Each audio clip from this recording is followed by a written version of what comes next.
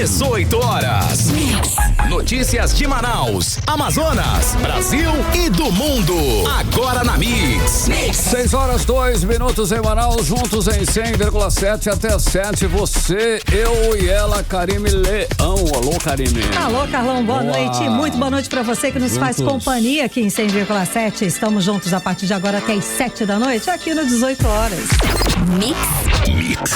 É claro, querido ouvinte, você pode participar conosco do programa 18 horas. Acione aí o nosso WhatsApp, que é o 994887592. Participa do 18 horas com a gente. A gente quer saber o que você pensa a respeito dos assuntos que a gente fala aqui no programa. Boa. Está valendo também a sua participação para você que nos acompanha ao vivo pela live do YouTube. Manda a sua mensagem de texto. E não esquece, né, Carlão, de seguir a gente nas redes sociais. @ 18 horas News. É isso aí, participe, 994887592.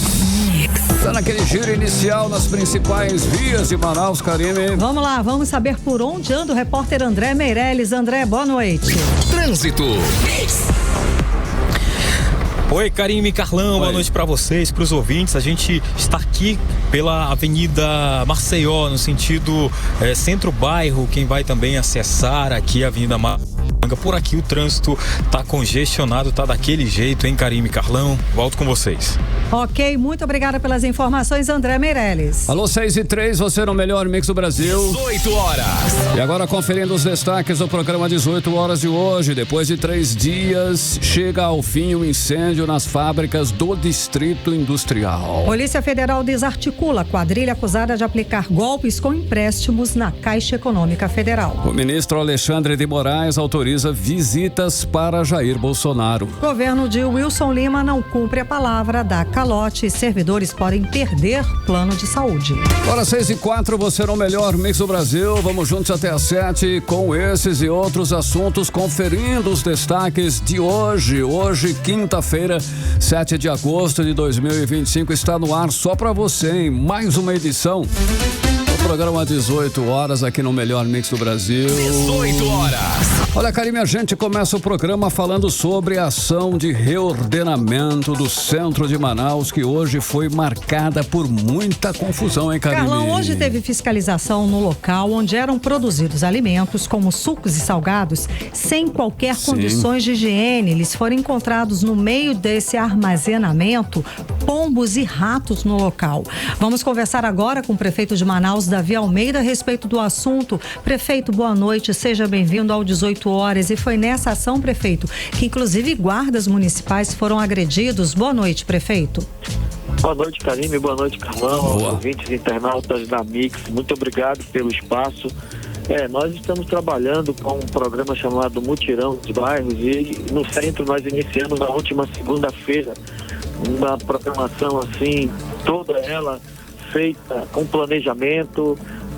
Reunimos 3 meses com os feirantes do centro, com os ambulantes do centro, empreendedores individuais do centro, com os próprios lojistas e estamos trabalhando desde segunda-feira para poder fazer o ordenamento no centro da cidade de Manaus. Na manhã de hoje, infelizmente, tivemos aí um enfrentamento com vendedores ambulantes que insistem em infringir a lei 123, que é a lei de feiras e mercados.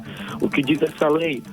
Não é permitido a venda de alimentos fracionados, principalmente alimentos como frutas e verduras, ali naqueles carrinhos, né, que são carrinhos com rodas, então, que ficam rodando o centro da cidade de Manaus. Nós identificamos um depósito em que nós constatamos ali que os alimentos armazenados ali não tinham condição nenhuma para o consumo e esses vendedores, eles já estão sendo notificados há 3 anos. A maioria deles, diga-se de passagem, são imigrantes que insistem em infringir as leis brasileiras, não querendo se adequar à lei, né, do estado do Amazonas, da cidade de Manaus. Nós estamos aí buscando esse ordenamento há mais de 3 anos. Eles sabem que não é permitido a venda de alimentos em carrinhos ambulantes andando, né? E o que acontece? Nós fizemos uma feira para os imigrantes, a chamada Feirinha dos Imigrantes, que fica na Rocha dos Santos, bem em frente ao Mercado Adolfo Lisboa, para que eles pudessem comercializar esses alimentos deles lá. Mas eles insistem, muitos deles, né?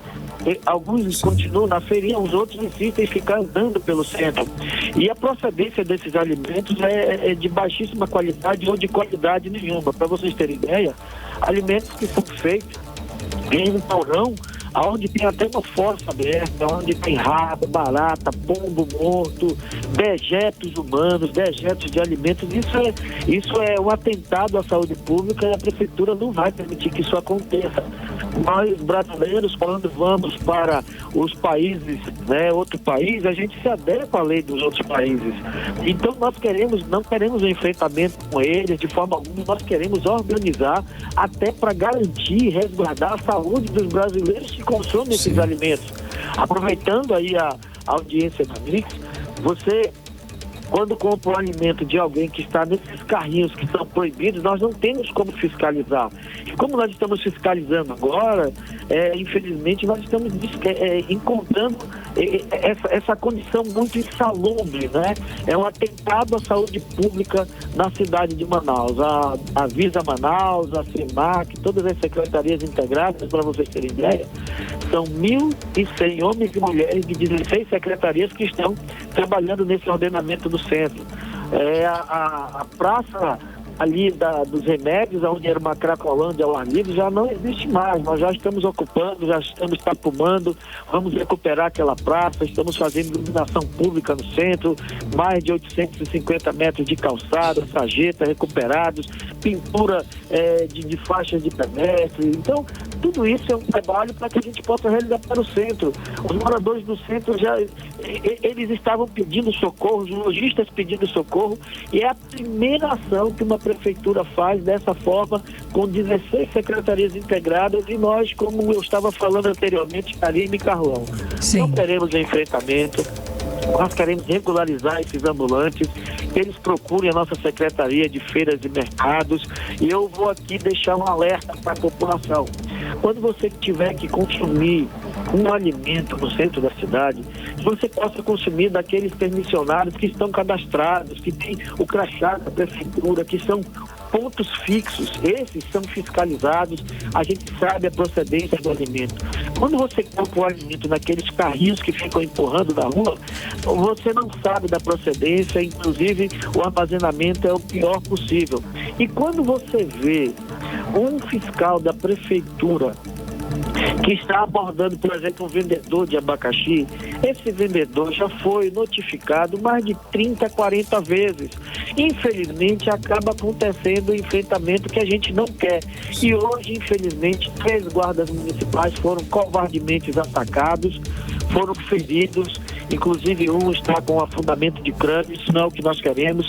Nós, servidores públicos municipais, saímos de casa para trabalhar pelo bem-estar da população da cidade de Manaus. Eu quero me solidarizar com os 3 guardas municipais e dizer que para a população da cidade de Manaus, a prefeitura não vai recuar com esses imigrantes que insistem em bagunçar o centro da cidade de Manaus, tornando um tormento a vida de quem convive no centro da cidade. A prefeitura quer cadastrá-los, não queremos enfrentamento, que eles possam nos procurar, mas nós vamos manter essa postura de organizar, reordenar e colocar ordem aonde nós precisamos. Eu quero dizer também para vocês que os brasileiros que trabalham no centro, todos obedecem à legislação brasileira, todos estão cadastrados. Somente os imigrantes insistem em afrontar o poder público e nós não vamos permitir mais que isso aconteça pelo bem da nossa cidade. É a saúde em primeiro lugar, não é, prefeito? É preciso cuidar, tem que ter essa fiscalização e organização. Afinal de contas, legislação é para ser cumprida. Por todos. Exato, por todos. Por todos, sejam brasileiros, sejam nacionais ou estrangeiros. Nós não queremos enfrentamento, nós não queremos guerra, nós queremos um ordenamento. O senhor está certíssimo, prefeito. Muitíssimo obrigada, prefeito, pela sua participação pontual muito aqui obrigado, no 18 horas. Boa noite, continuem ligados na Mix.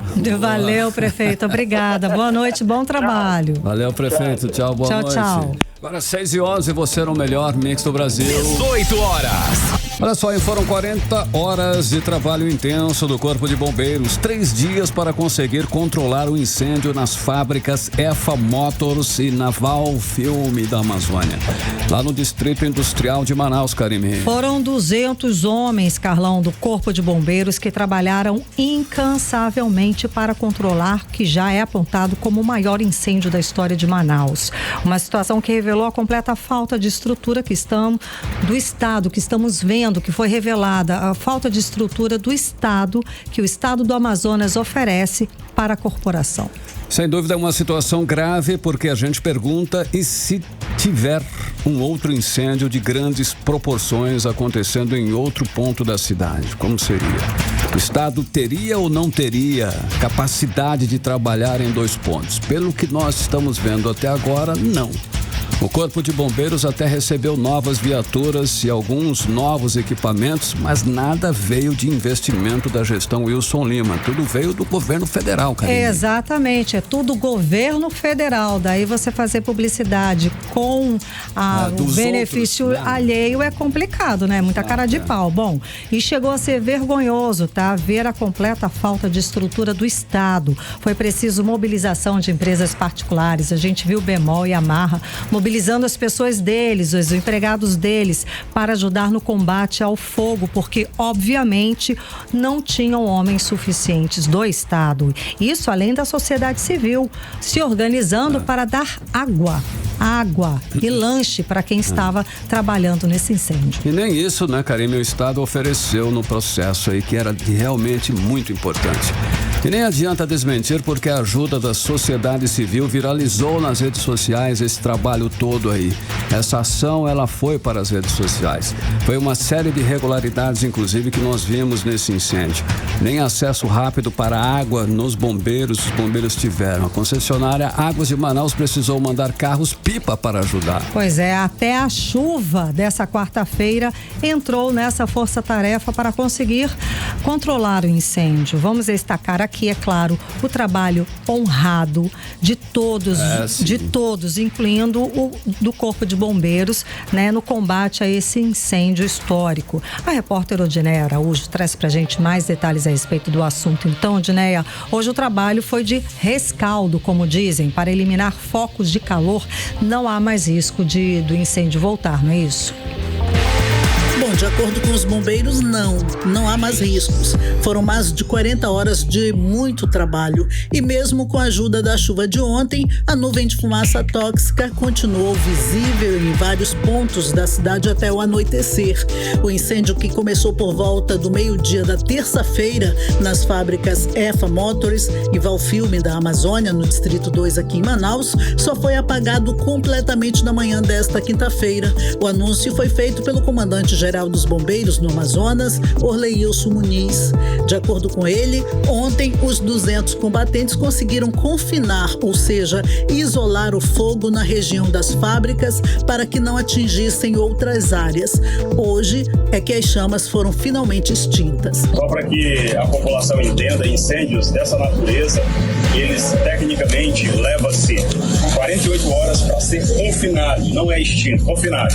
E o trabalho integrado aqui das diversas estruturas de governo apoiando o Corpo de Bombeiros, nós conseguimos ainda no final da tarde de ontem confinar o incêndio, mantendo alguns focos, pequenos focos isolados. Foi um trabalho muito difícil, mas agora já entramos na fase final de rescaldo, que é a remoção de todo o entulho queimado para garantir que não haja reignição. A operação, que usou espuma especial e até drones para controlar as chamas, continua no local, monitorando qualquer risco. O fogo, segundo os trabalhadores, começou quando faíscas de solda caíram sobre um produto químico e em pouco tempo as chamas se espalharam. 100 veículos estavam no local, além de solventes, tintas, pneus e vários outros produtos altamente inflamáveis. O deputado estadual Wilker Barreto chamou a atenção para os problemas revelados com esse incêndio. Para ele, o Corpo de Bombeiros precisa de incremento tecnológico, até porque um incêndio na capital demorou 3 dias para ser extinto. E se isso acontecesse no interior, onde em alguns locais não se tem sequer uma base dos bombeiros? Eu estou hoje oficializando ao comando do bombeiro para que ele possa nortear os parlamentares do que o bombeiro precisa. Todo mundo ficou assombrado com o incêndio e da dificuldade de equipamentos. Isso aconteceu na capital. Esses caminhões que foram entregues agora, que apareceu no comercial do governo, ele só esquece de dizer e vamos dar certo do que é de César, que são recursos federais. Então nós temos realmente que tratar esse assunto com seriedade. Isso acontece num grande bairro. Nós temos concursados, aprovados, aptos a serem chamados, gente. Espero que nos próximos 30 dias o comandante do bombeiro possa informar esta casa, não apenas a mim, a todos os deputados, a real necessidade daquela corporação. A EFA Motors ainda não calculou o tamanho do prejuízo e a Valfilme não se pronunciou sobre o caso até agora. Já a Prefeitura de Manaus e os órgãos ambientais classificaram esse caso como desastre ambiental por conta da queima de material tóxico. Volto com vocês. Muito obrigada pelas informações, Odinei Araújo. Legal, Odinei, agora 6h17, você no melhor Mix do Brasil. E olha só, hein, Karime, a gente segue falando do incêndio histórico, mas agora a gente tem outro foco, ok? Que são aí as providências. Hoje a Suframa convocou a imprensa e falou sobre as medidas que vão ser tomadas depois dessa tragédia. Pois é, nós aqui do 18 Horas questionamos, inclusive ontem, sobre o que vai acontecer com os funcionários das fábricas que pegaram fogo e se a Suframa vai chamar as autoridades, o governo do estado, para desenvolver algum plano estratégico para dar estrutura no combate a incêndio, já que vimos as inúmeras dificuldades no combate desse incêndio. Olha só, Karime, quem esteve por lá acompanhando tudo de perto foi o nosso repórter Kennedson Paes. Kennedson, o que muita gente quer saber, né, inclusive eu, como fica a situação dos trabalhadores. Eu fico pensando nisso, Karime, você também. Pois é, a preocupação, né? As uma pessoas... preocupação, acho que geral, realmente. Exato, eles vão ficar sem trabalho. Então, Kennedson, boa noite. São muitas pessoas. Muitas pessoas, isso. Kennedson, você esteve nessa coletiva da Suframa, conta pra gente, o superintendente Bosco Saraiva, o que ele disse, o que ele falou a respeito desses pontos. Boa noite, Kennedson. Muito boa noite, Karime, Carlão, a todos que acompanham a gente aqui no 18 Horas da Mix. Então, são 126 trabalhadores que trabalhavam lá na EFA Motos. Então, a gente recebeu hoje uma notícia muito importante que vai, de fato, amparar esses trabalhadores. Mas antes de falar sobre os trabalhadores, vamos ouvir também informações positivas em relação, se é que dá pra gente falar sobre algo positivo do incêndio, mas sim, os danos não foram tão graves quanto a gente imagina. Vamos ouvir agora o superintendente da Suframa, Bosco Saraiva, ele que faz um relato a respeito do que foi destruído e como essa situação vai ficar a partir de agora. Vamos ouvi-lo. Foi atingido somente a linha de produção. Partes e peças foram preservadas, os estoques foram preservados, a parte de inventário foi preservada, o almoxerifado foi preservado. Portanto, os insumos estão lá. Uma vez refeita a linha de produção, a produção volta a funcionar normalmente. A média de produção da empresa era uma média de 500 veículos por mês. Então eles têm 800 veículos em estoque prontos, não foi atingido. Agora é refazer a linha de produção, retomar a produção. 18 horas. Depois desse trabalho de retomada da produção, já teremos uma parte dos funcionários que vão voltar a trabalhar a partir da semana que vem. Eles vão ser responsáveis pela reconstrução dessa área de produção e uma outra parte vai ficar em casa por um momento, vai receber ali a cesta básica no valor de R$1.000, isso também na semana que vem. Então essas pessoas não vão ter prejuízos salariais, inclusive é até do interesse da própria empresa que eles permaneçam ainda na EFA Motos. Vamos ouvir novamente o superintendente. Não serão atingidos na sua renda, porque há inclusive instrumentos do Ministério do Trabalho para que eles possam acessar a um fundo que preserva o salário deles. A empresa pediu que nós ajudemos, inclusive, a que eles não deixem a empresa, porque eles vão precisar com brevidade de todos os seus trabalhadores. 18 horas. Notícia muito importante que tranquiliza o coração desses trabalhadores que já estavam se sentindo inseguros em relação aos seus empregos, a conta que tem para pagar. E diante desse cenário, o Bosco Saraiva também disse que os órgãos do governo federal estão alinhados, assim também como o senador Omar Aziz, estão alinhados para poder dar apoio nessa reconstrução da fábrica. Vamos ouvi-lo novamente. O BASA, a Sudan e a SUFRAMA, que são os organismos do governo federal, apoiarão, sem dúvida nenhuma, no que for possível, dentro da legalidade, a retomada da produção por parte da empresa. Não se sabe ainda qual é a extensão do prejuízo, quais são as necessidades, mas a SUFRAMA irá apoiar juntamente com o BASA e também a Sudan. Eu conversei longamente hoje com o senador Omar Aziz, ele está ao par, disposto a ajudar no que for preciso. O senador Omar foi muito objetivo, dizer, transmita no que for preciso, eu estou aqui pronto para ajudar a retomada da produção. 18 horas.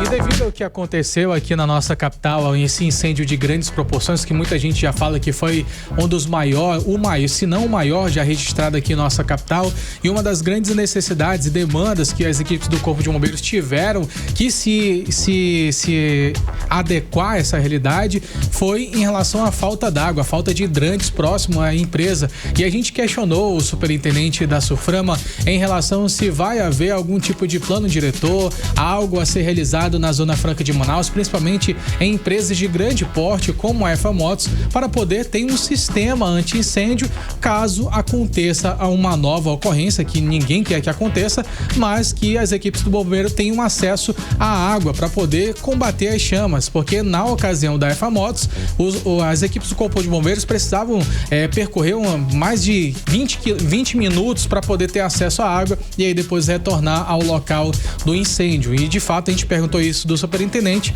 mas não tivemos uma resposta tão favorável assim. Vamos ouvi-lo. Essa não é uma obrigação da SUFRAMA. A obrigação da SUFRAMA é acompanhar o cumprimento do PPB, cuidar dos incentivos fiscais. O relato que eu recebi da empresa é que o Corpo de Bombeiros foi muito eficiente.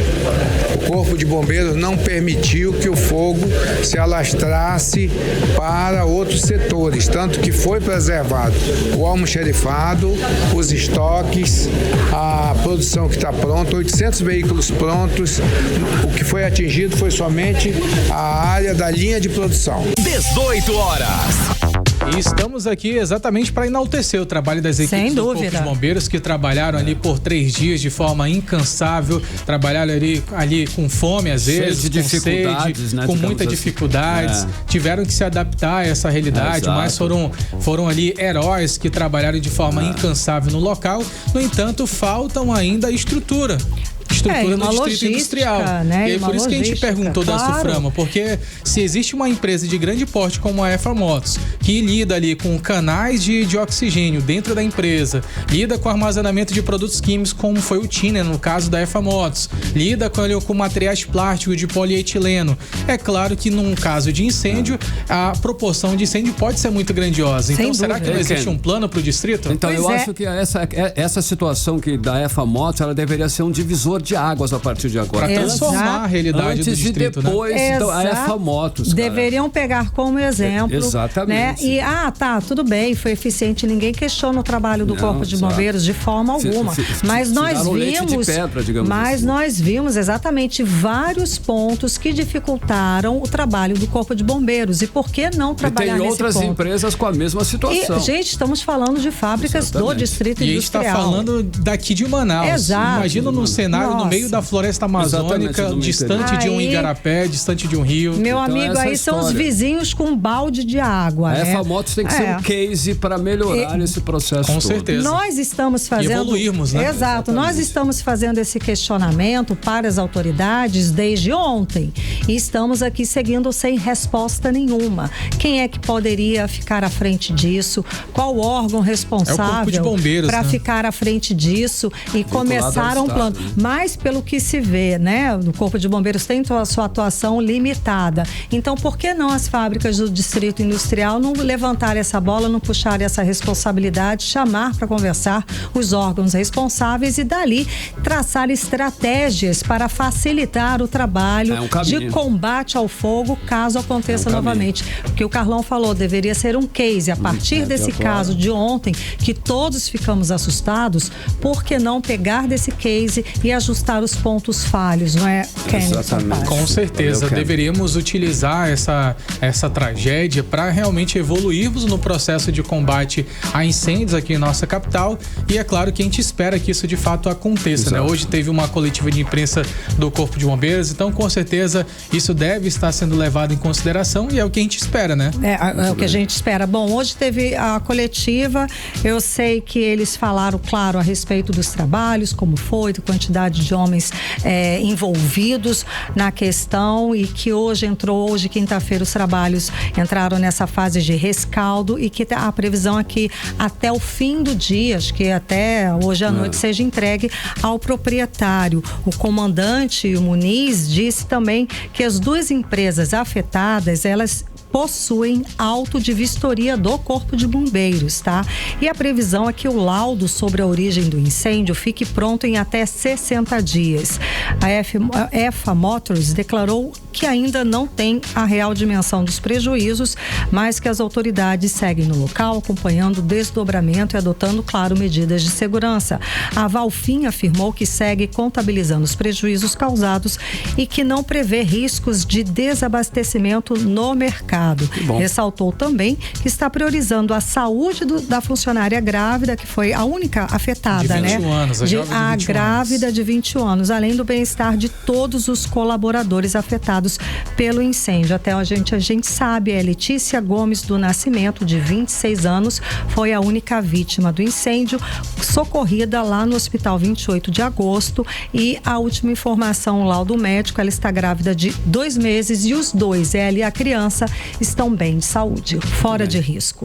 Beleza, Ken? Muitíssimo obrigada pelas informações, Kennedson Paz. Hora 6h28, você no melhor mix do Brasil. 18 horas. Olha só, a Polícia Federal faz operação em Manaus para desarticular quadrilha acusada de aplicar golpes com empréstimos falsos na Caixa Econômica Federal. Um homem foi preso, Carlão, nessa operação. E segundo a polícia, o grupo abria contas e conseguia empréstimos em nome de outras pessoas, inclusive servidores públicos, usando documentos falsificados. O repórter André Meirelles acompanhou a operação e traz agora mais detalhes pra gente. Boa noite, André.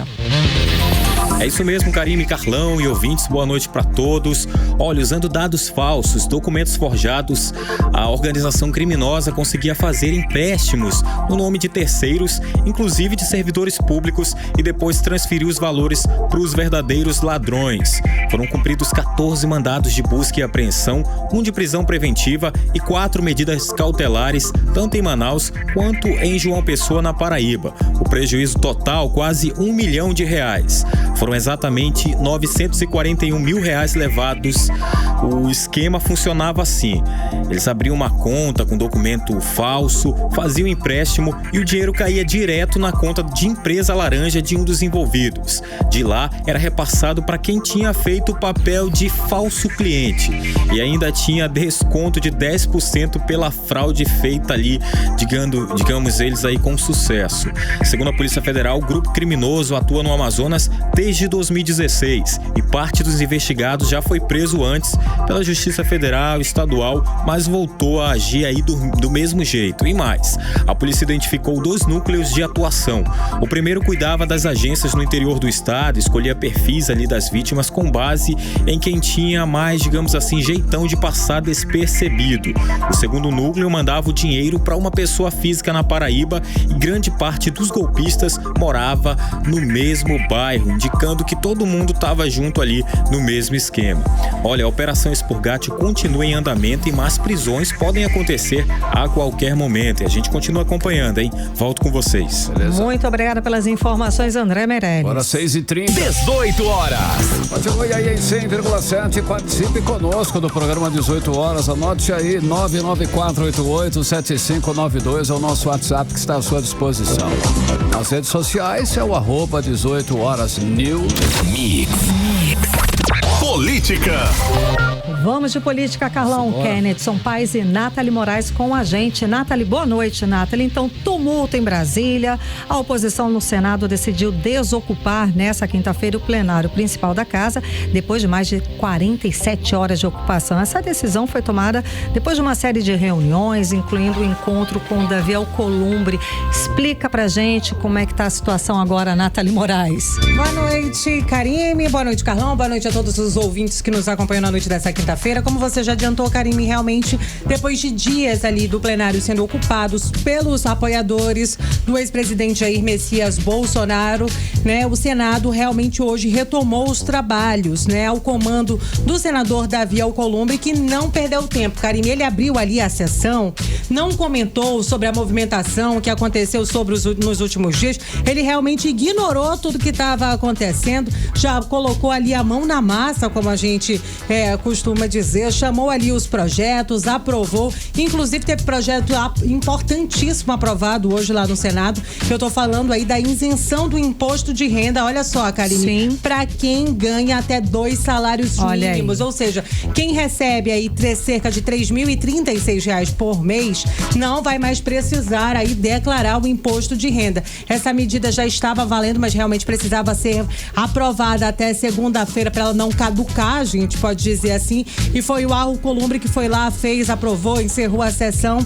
mas a volta do trabalho não foi só técnica e política também não. O Alcolumbre também deu um recado claro que não aceita qualquer tipo de intimidação que possa ocorrer. Já lá na Câmara dos Deputados, que também a gente sabe, né, foi ocupada pelos apoiadores do ex-presidente Jair Bolsonaro, o deputado Hugo Mota, presidente da Câmara, não teve assim o mesmo desempenho, a gente pode dizer. Inclusive, ele foi até alvo de críticas por não ter conseguido controlar tão bem assim a base bolsonarista. Os trabalhos por lá também voltaram hoje, mas o que a gente viu realmente foi muito discurso voltado ali para a direita e pouco trabalho. E aí um pedido que não para de circular por lá é o projeto de anistia aos condenados pelos atos ali do dia 8 de janeiro, para que sejam pautados. Mas ele já disse, ele foi muito claro que isso só deve entrar realmente em discussão na semana que vem. Inclusive, eu separei um trechinho ali da fala do presidente da Câmara dos Deputados, do deputado Hugo Mota. Vamos conferir. Foi uma tensão que acredito eu que a casa não viveu na sua história recente. Então é natural que todos possam se juntar e sempre buscando, através do diálogo, resolver. A presidência da Câmara é inegociável. Eu quero que isso fique bem claro. As matérias que estão saindo sobre a negociação feita por esta presidência para que os trabalhos fossem retomados não está vinculada a nenhuma pauta. O presidente da Câmara não negocia as suas prerrogativas, nem com a oposição, nem com o governo, nem com absolutamente ninguém. 18 horas. Então, Karine, Carlão e ouvintes, a gente ouviu aí a fala do presidente da Câmara dos Deputados, o deputado Hugo Mota, e aí assim, ao contrário, muita gente falava, os apoiadores do Bolsonaro diziam, não, na semana que vem a gente vai discutir a anistia e tudo, mas como a gente acabou... Foi até comemorado como uma vitória, como a gente acabou de acompanhar aí na fala do presidente, essa é uma pauta que realmente não deve entrar em discussão. Carlão? Beleza, agora é contigo, Ken. O ministro Alexandre de Moraes autorizou as visitas do governador Tarcísio de Freitas e do deputado Zucco para Jair Bolsonaro, que segue em prisão domiciliar, certo? Qual é a leitura política dessa liberação e o que essas visitas aí representam para a oposição e para o Supremo Tribunal Federal também, né? No geral. Então, Carlão, essa liberação das visitas políticas ali a Bolsonaro por Alexandre de Moraes, o ministro do Supremo Tribunal Federal, ela vai muito além de uma gentileza jurídica, Carlão, e é praticamente um gesto muito claro de peso político, principalmente nesse momento que nós estamos em uma tensão política nas duas casas, tanto na Câmara dos Deputados como também na Assembleia Legislativa do Estado do Amazonas. Atualmente o ex-presidente está em prisão domiciliar e já começa a gerar muitos problemas, né? Então, com isso, é uma medida para poder dar uma baixada nos ânimos. Então, ao autorizar essa ida dos aliados à casa do Bolsonaro, ali como o Tarcísio de Freitas, governador de São Paulo, a Celina Leão, o Moraes, ele envia um sinal muito claro, dizendo que assim, olha, tem muito rigor na nossa decisão, só que não vai ser um isolamento total, então não vai ser assim um negócio tão pesado.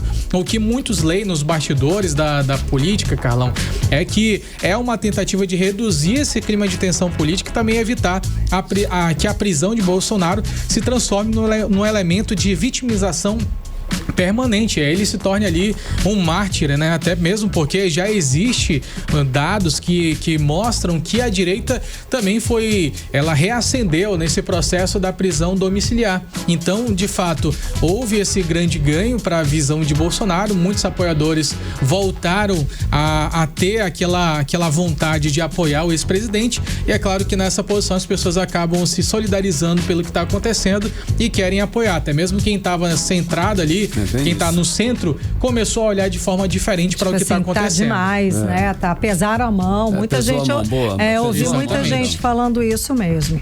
Vamos seguir aqui, Nathalie. O Ministério Público do Amazonas abriu um inquérito para investigar possíveis irregularidades na obra do muro de contenção e pavimentação da Praça Judite Prestes, lá em Parintins, uma obra tocada pela gestão do prefeito Matheus Assayag, do PSD.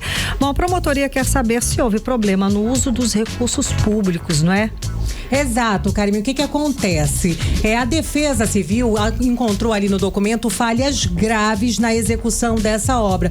Com o uso de materiais inadequados, a gente está falando da orla de um dos principais municípios aqui do Amazonas. A gente teve inúmeros problemas durante a realização do Festival Folclórico de Parintins agora em 2025.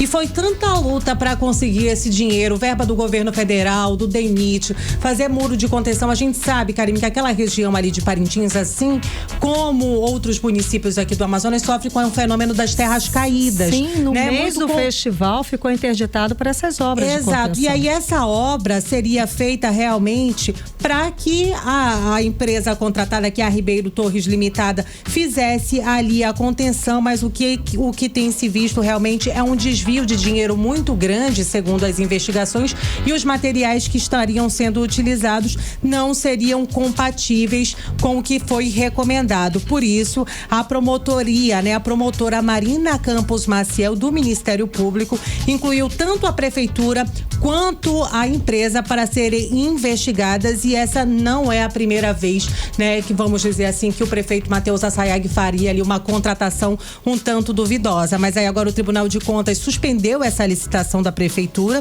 e aí, é claro, o Ministério Público está investigando, tem um prazo de 10 dias aí para uma resposta, Carlão. Beleza, Nathalie. Agora quem de novo? O deputado federal licenciado Saulo Viana, ele falou novamente aí sobre as eleições de 2026 e se posicionou na possibilidade de reeleição e também falou na possibilidade de ser vice de Omar Aziz. Será que ele está jogando verde aí no caso para fazer um teste de popularidade e ver qual das duas opções é melhor para ele, Ken? Então, Carlão, essa vaga para vice-governador ali, tá aberta, para candidato a vice-governador, tá muito aberta, mas também muito disputada. Enquanto a gente tem ali a filha, pelo que o próprio prefeito já mencionou, a primeira opção dele era a filha. Fernanda Ariel, o vice-prefeito Renato Júnior, agora Saulo Viana. Saulo Viana, tem o Bigarcia, que já falava muito sobre isso.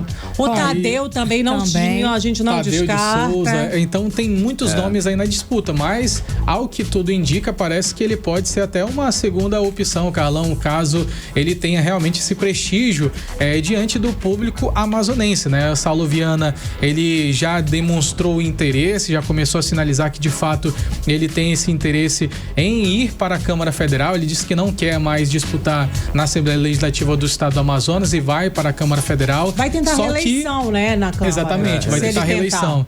E aí o que acontece? Ele pretende sim, caso tenha esse espaço, favorável, esse espaço para ele ser vice-governador. Tô nessa. Claro que ele vai, Agora só falando, gente, rapidinho, aqui a gente tá falando sobre Amazonas, e o senador Eduardo Braga falou hoje com a imprensa em relação ao Senado, o que tá acontecendo por lá, Lembra que a gente falou ontem sobre as assinaturas no Senado para o impeachment de Alexandre de Moraes? Faltava um, e esse número já foi alcançado. Os senadores, eles conseguiram ter 41 assinaturas, só que o senador Eduardo Braga confirmou que inclusive, mesmo com todas essas assinaturas, não depende desse número, não depende da quantidade de assinaturas que eles forem conseguir, e sim da decisão do próprio Davi Alcolumbre, que é o presidente do Senado. No entanto, já demonstra uma força da oposição, e depois dessa pressão, é claro que vai ficar difícil para o Davi Alcolumbre, mas ele pode muito bem dizer que não vai seguir, não vai pautar e ele falou que foi esse não foi o Romário não, né? Não, o Romário não se decidiu não. Amanhã eu falo quem votou sim, quem votou não. Amanhã você traz a lista pra gente. Não foi o Romário. Olha aí, não foi o Romário. Muitíssimo obrigada, Kenneth Paes e Nathalie Moraes. Para 6h41. 18 horas. E daqui a pouco, aqui no 18 horas, governo de Wilson Lima não cumpre palavra e servidores podem perder o plano de saúde. Mais uma vez, é o nosso assunto em instantes. 18 horas. Karine, trânsito, né? Vamos dar um giro aí, vamos saber como é que tá a nossa cidade, as nossas vias, Karine. Vamos lá, vamos falar com o repórter André Meirelles. André, por onde andas? Trânsito. Boa noite para vocês. Olha, na Avenida Humberto Calderaro, um ônibus em pane mecânica tá deixando o trânsito lento. A retenção começa nas proximidades do Shopping Manauara e segue até o acesso na Avenida Maneca Marques. Então, paciência aí no volante, hein? Equipes já foram acionadas para retirada do veículo. Karine, Carlão. Obrigada pelas informações, André Meirelles. Agora são 6h42 e você está no melhor mix do Brasil. 18 horas. E agora nós vamos de previsão do tempo agora, hein? Previsão do tempo e temperatura com ela, Vanessa Lima. Previsão do tempo. Boa noite, Karine, Carlão e a todos que acompanham a previsão do tempo aqui com a gente no 18 horas. Quinta-feira de dia nublado, né, em Manaus. Tivemos algumas chuvas isoladas durante o dia e à noite o céu permanece parcialmente nublado com temperaturas de 25 graus e chances baixas de chuvinha leve para a noite dessa quinta-feira. E agora vamos falar sobre o clima de amanhã, 8 de agosto, sexta-feira. Segundo o Clima Tempo, a madrugada dessa sexta já chega com nuvens bem carregadas e logo no comecinho da manhã o clima fica cinza e podemos esperar chuvas leves até o meio-dia. No início da tarde, o termômetro sobe, mas sobe também para 50% a probabilidade de chuvas mais intensas, ou seja, uma sexta-feira molhada pra gente aqui em Manaus. E quando a noite cai, a chuva dá uma trégua e o céu alterna entre nuvens e aberturas de estrelas. A temperatura gira em torno de 25 a 26 graus e a chance de chuvisco cai para os 20%. Agora o resumo do termômetro para essa sexta. A temperatura varia entre mínima de 24 e máxima de 29 graus e a umidade relativa do ar fica em torno de 76 a 98%. Muitíssimo obrigada pelas informações, Vanessa Lima. Legal, Vanessa Lima, agora 6h43. 18 horas. Entrevista do dia.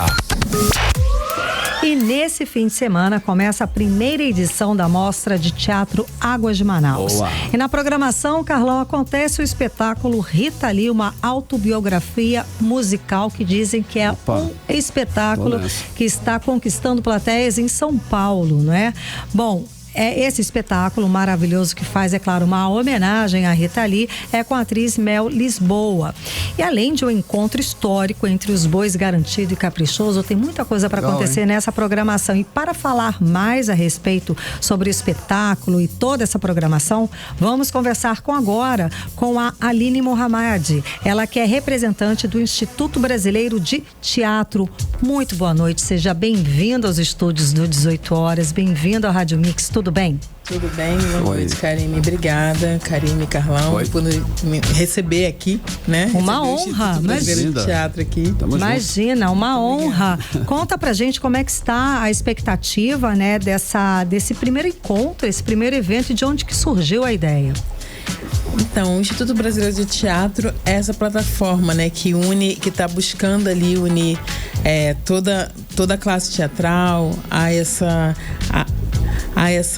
forma de fazer, né? Aos patrocinadores, enfim. E a gente está agora, nesse momento, fazendo essa mostra de Teatro Águas de Manaus, aqui em Manaus, super felizes, a gente foi super bem recebido.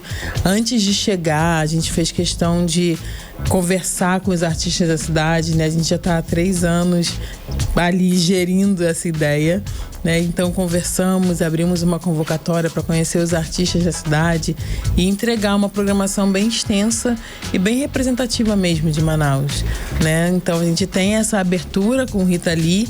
Depois tem essa festa do Caprichoso Garantido, estamos super animados. Para assistir. Você é de São Paulo, não é isso? Eu sou do Rio, mas eu moro em São Paulo. Do Rio, mora em São Paulo. Exatamente. E daí como é que foi esse encontro com essa cultura tão diferenciada aqui do Norte? Eu já tenho tido esse encontro há algum tempo, assim. Eu tive a honra de conhecer Manaus antes, num festival de cenas breves que tinha aqui. Então, é sempre muito bom, assim, trocar, né? A gente vê outras realidades de arte que tem pelo país e é esse o nosso intuito enquanto Instituto Brasileiro, sabe? De trocar e de conhecer todas as realidades de arte, todos os fazeres de arte teatral, de artes cênicas que temos pelo país. Que legal, Linda. Olha só, vocês fizeram um trabalho de escuta, né? Vocês fizeram um trabalho de observação, de peregrinação entre os artistas, né, locais, na construção dessa programação aí. Como é que foi essa situação? Como é articular essa amostra, que é uma amostra plural, né? É bem variada, diversificada. E como vocês estão olhando a cena aqui de Manaus? Porque aqui também é bem diversificada, é diferente de muitas regiões do país que você já deve ter visto, não é isso? A diversificação, no caso. Sim, acho que a primeira coisa que a gente fez, né, como eu falei, foi essa conversa, né? Viemos até aqui, representantes do Instituto viemos até aqui e conversamos com os artistas. E aí, para poder conhecer mais dos trabalhos, a gente abriu uma convocatória e a gente teve um apoio muito forte da FETAM, que é um órgão importantíssimo aqui, né, de Manaus. Então, podemos conhecer vários trabalhos, né? E, inclusive, porque muitos trabalhos daqui vieram através da Mostra de Teatro Lambi Lambi, a gente entendeu que aqui também era uma coisa muito forte, né? E decidiu buscar outras caixas de Lambi Lambi pelo país para que pudesse trocar aqui também. Então, é uma coisa muito legal que vai acontecer nessa mostra, na semana que vem, no sábado. No domingo, que vai ser essa mostra de teatro Lambi Lambi, onde nós teremos 11 caixas ali em frente ao Teatro Amazonas, que é esse teatro também que é super particular, né? Que é de 1 para 1 ali, e que as pessoas podem vir e conhecer um pouco mais dessas caixas daqui, que a maioria são caixas daqui de Manaus, e outras caixas do Rio, de São Paulo, de Brasília. Você falou aí da FETAM, é legal a gente frisar que a FETAM é a Federação de Teatro do Amazonas, não é isso? Sim, é o que está realmente interessado nesse processo, né? Sim, eles fazem um trabalho fortíssimo aqui, né? Tem um festival que já tem mais de 25 anos. Isso. Então é sempre bom contar com quem sabe quem tá o que está fazendo, né? Com quem está aqui, com quem é do espaço. De se misturar com a cena local, né? Sim. Agora então, estreia esse fim de semana, é no sábado. Esse espetáculo da Rita Lee é gratuito, vai acontecer lá na Ponta Negra. Isso, todas as atividades são gratuitas, né? A Rita Lee que vai acontecer na Ponta Negra, aí no dia seguinte também na Ponta Negra a gente tem o Tucumã, que é um espetáculo daqui de Manaus, à tarde antes dos bois, que também vai ser gratuito. Aí a gente vai na semana seguinte, no sábado, dia 17, a gente vai pro Anfiteatro Jorge Teixeira, que lá também vamos contar com 3 espetáculos daqui de Manaus. E no domingo a gente faz essa ocupação no centro, né, na Mostra de Lambi Lambi, e também ocupa sedes de teatros de companhias daqui, como a Ateliê 23 e o Buia. Então a gente vai apresentar espetáculos nessas sedes, a gente vai apresentar no Teatro Jaibes de Medeiros.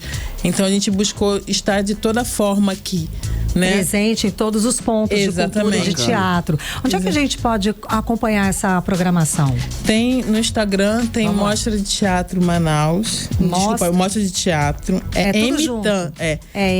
Emitam. M-T-A-M. Vamos lá. Ponto arte. M-T-A-M. Ponto arte. Isso, aí é o nosso site. E no Instagram vai ser @Mostra Teatro AM. Maravilha, já Mostra tá aqui, então, de teatro, desculpa, Não. é Mostra de Teatro AM.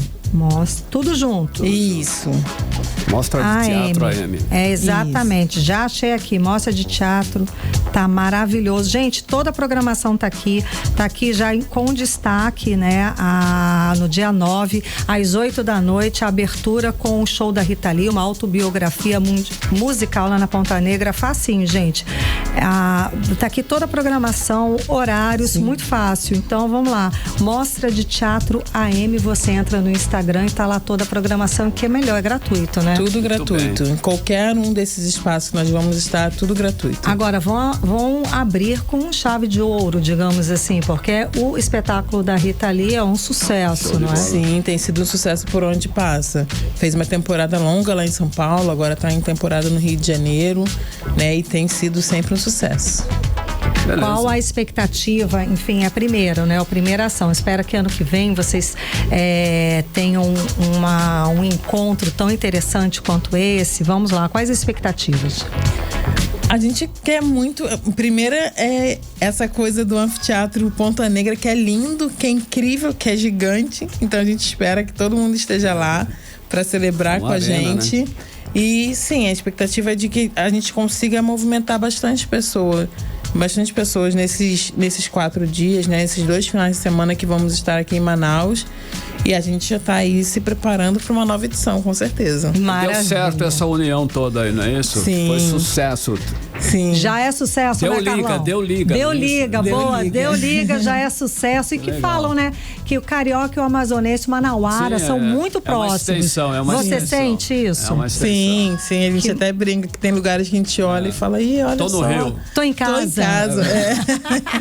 A diferença é só água salgada para água doce. Tá certo. Muitíssimo obrigada pela sua presença. Obrigada mesmo por você estar aqui contando pra gente a respeito de um evento cultural tão importante pra gente. Obrigada a vocês por esse espaço. Beleza. Imagina, sucesso, a gente que agradece. E a gente espera vocês lá, hein? Estaremos, né, Carlão? Sim, a cultura a gente adora. Negra, Pô, com certeza. Eu tô sempre ali. Ali é lindo. Eu tô direto ali. E eu adoro o centro de Manaus. Eu vou conferir essas caixas de lambe-lambe, com certeza. Conversamos com a representante do Instituto Brasileiro de Teatro, Aline Mohamed. Muito obrigada, boa noite. Muito obrigada, boa noite. Até mais. 6h52, Karine. 18 horas. Aí uma boa notícia para quem mora na colônia Antônio Aleixo, na Zona Leste. Mutirão de Trabalhos vai revitalizar um espaço esportivo importante da comunidade, hein? Exato, Carlão. A ideia é fazer do espaço um centro de convivência. O investimento vai além, viu? Ela tem saúde, a ideia é transformação social. A ação da Prefeitura de Manaus, o repórter Kennedson Paz esteve lá e traz os detalhes pra gente, como é que foi esse pontapé inicial, não é? Kennedson Paz, o que os moradores podem esperar dessa ação toda? Boa noite.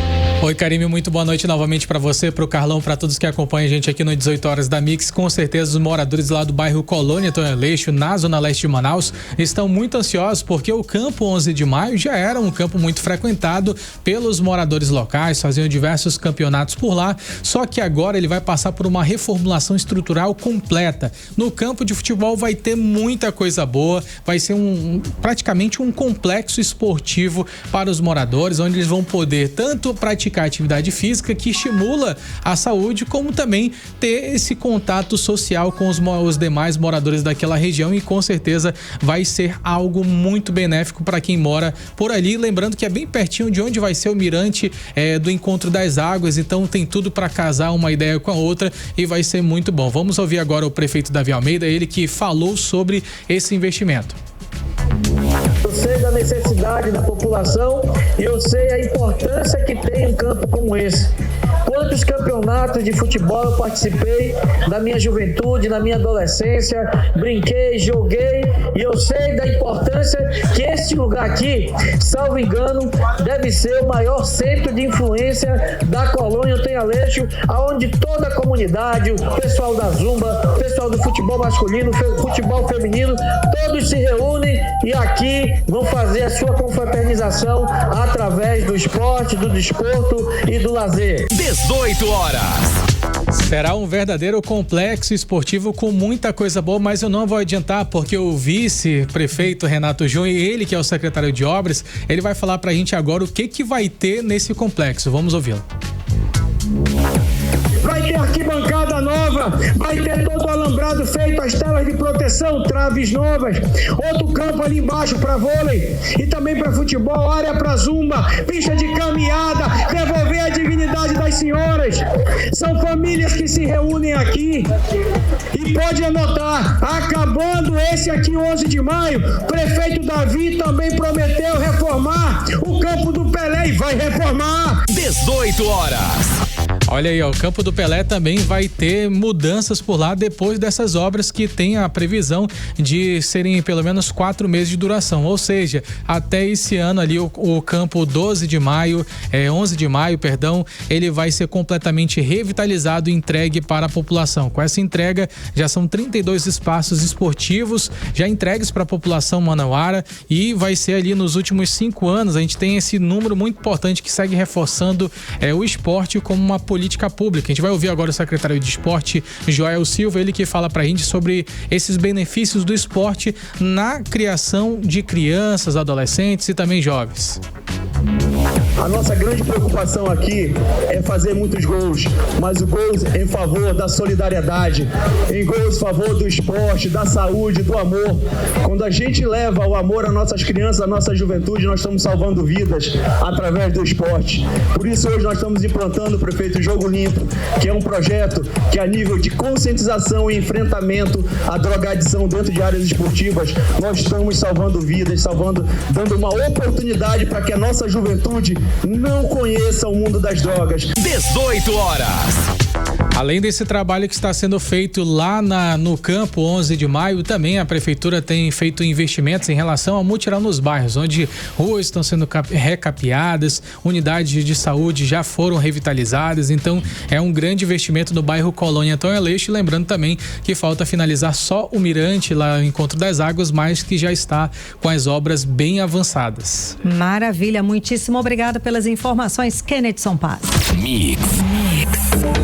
Olha, o Sindicato dos Trabalhadores em Educação do Amazonas denuncia o governo do estado por novos atrasos no pagamento do plano de saúde dos profissionais da educação, o que pode deixar a categoria novamente sem assistência médica, e a dívida é referente a faturas vencidas desde 2022, sendo 7 meses apenas em 2025. Mais um calote do governo Wilson Lima, simplesmente ele sentou para negociar, deu a palavra dele e não cumpriu, não pagou, não cumpriu com o que foi acordado. De acordo com o sindicato, Carlão, o governo Wilson Lima acumula uma dívida de mais de 40 milhões de reais com a operadora Apvida. A repórter Odiné Araújo tem mais detalhes a respeito desse assunto. Odiné, então, esse é mais um capítulo dessa novela aí do calote do governo do estado do Amazonas, ou seja, novamente o governo não cumpriu o acordo com a Apvida, é isso? Pelo andar da carruagem, não cumpriu. Tanto que a operadora do plano de saúde Apvida, contratada pelo governo do Amazonas para atender aos servidores da educação, deu um prazo de 5 dias úteis, que vence amanhã, para que o governo acerte as contas com a empresa. Se o governo não pagar o serviço prestado, os atendimentos médicos, cirurgias e até tratamento de câncer serão suspensos novamente, como já aconteceu esse ano ainda. Se isso acontecer, mais de 40 mil servidores da educação e seus familiares podem ficar sem acesso a tratamentos essenciais, como a gente falou, câncer, cirurgias cardíacas, maternidade, cirurgias de ortopedia e muito mais, colocando em risco a vida de milhares de pessoas que trabalham no próprio governo, servindo ao Estado. A denúncia está sendo feita pelo Sindicato dos Trabalhadores em Educação no Amazonas. De acordo com a presidente do Sinteam, Ana Cristina Rodrigues, a Apvida notificou oficialmente a SEDUC da dívida do governo de quase 41 milhões de reais em faturas atrasadas, pasmem, desde 2022. Acabamos de saber que mais uma vez o governador do estado age contra os trabalhadores. Infelizmente, o estado está devendo 8 parcelas da Apvida, não cumpriu o acordo, já chega a 40 milhões e nós corremos um grande risco de ficar sem o plano de saúde. Trabalhador, fique de olho, nós vamos ter que tomar uma atitude, temos que nos manter firmes na luta e não podemos perder uma conquista como o plano. Essa não é a primeira vez, Karime e Carlão, que o governo do estado deixa de pagar o plano de saúde dos servidores da SEDUC. Em maio desse ano, o governo do Amazonas suspendeu o plano de saúde dos servidores da educação, deixando mais de 33 mil profissionais sem assistência médica. Na ocasião, a Apvida informou que foi obrigada a suspender os atendimentos devido ao calote do governo do estado, que na época somava mais de 57 milhões de reais em inadimplência. Após muita pressão dos servidores, da mídia, de alguns poucos deputados estaduais e da sociedade, o governo então fez um acordo com a Apvida, mas não cumpriu a promessa e novamente a saúde dos servidores da educação está em risco. O governo até agora não se pronunciou sobre o não pagamento do plano de saúde da SEDUC. Infelizmente, ninguém está surpreso com isso. Exatamente, não é surpresa para ninguém, não é, Carlão? Modus operantes. Pronto, do governo Wilson Lima. Agora 6h01. Bora lá, Karime, pro trânsito, pra gente fechar. Vamos lá, vamos saber por onde anda o repórter André Meirelles. André, boa noite. Trânsito. Boa noite. Na volta para casa pela Avenida Brasil, sentido centro-bairro, o trânsito está concorrido. Tem lentidão em vários trechos, até próximo à Prefeitura de Manaus. Depois disso, o fluxo ganha uma folga, mas logo adiante a retenção volta por conta do semáforo próximo do conjunto Ayapuá. Karime, Carlão. Muito obrigada pelas informações, André Meirelles. Boa noite, até amanhã. 18 horas. E seguimos direto para o editorial 18 horas. Editorial 18 horas. Olha, o Tribunal de Justiça do Amazonas tomou uma decisão muito importante contra a tortura e maus tratos no regime prisional do Estado e aprovou uma resolução destacando o que está previsto na Constituição Federal de 1988. A Constituição diz que ninguém será submetido a tortura nem a tratamento desumano ou degradante e coloca a prática de tortura entre os crimes inafiançáveis e insuscetíveis de graça ou anistia. A resolução especifica que qualquer pessoa poderá denunciar tortura e maus tratos ao Poder Judiciário do Estado, inclusive quando a regularização de prisão de qualquer natureza ou apreensão, quanto à realização na realidade. As denúncias de tortura ou de maus tratos podem ser levadas, apresentadas a qualquer momento. E é o que é destaque, é admitido o registro de denúncia anônima também, para garantir que não haverá perseguições aos denunciantes. Afinal, a tortura é sim um dos piores crimes que podem ser cometidos, ainda mais se praticada por agentes do Estado. É um ato desumano, brutal e cruel que a sociedade não pode jamais admitir em nenhuma circunstância. 18 horas. 7h03, Karime. Boa noite. Um beijo, gente. Até amanhã.